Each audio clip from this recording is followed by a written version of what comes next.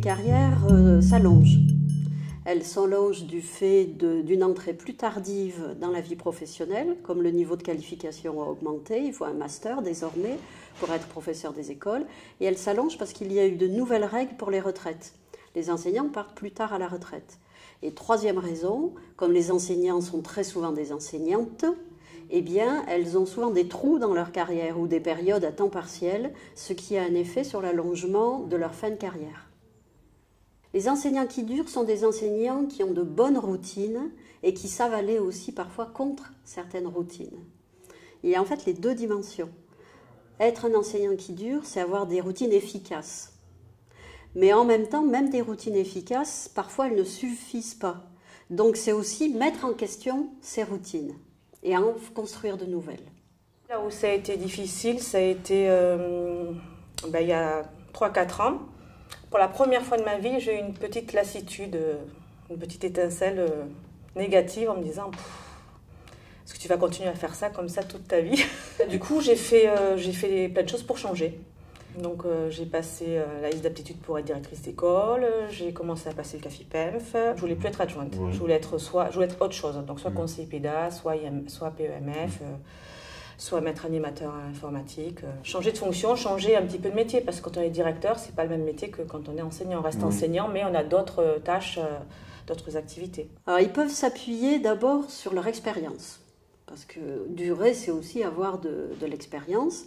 Ils peuvent s'appuyer parfois, dans le meilleur des cas, sur des collectifs de travail. Ils peuvent s'appuyer parfois, plus rarement, sur des ressources institutionnelles. Et malheureusement, ils peuvent rarement s'appuyer sur la ressource que constitue la reconnaissance de leur travail par la hiérarchie. C'est un des points noirs de ce qui peut aider des enseignants à durer. Alors des moments de doute, surtout au début de ma carrière, parce que quand on essayait de poser des questions à l'institution, les réponses étaient très évasives, voire inexistantes. Heureusement que les collègues autour étaient là, parce qu'entre collègues, c'est entre nous, un entre-soi, où on pouvait essayer de chercher ensemble, se questionner ensemble, se remettre en question ensemble et avancer. Et puis le temps fait que voilà, tu t'installes quand même, heureusement. Sinon, ce ne serait pas possible. Le premier ébranlement, c'est venu en particulier une relation très houleuse avec une IEN.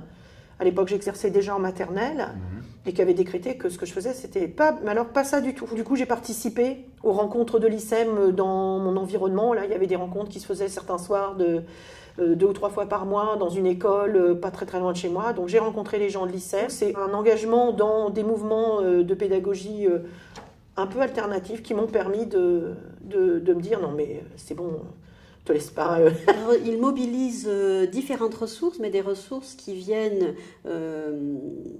d'eux notamment.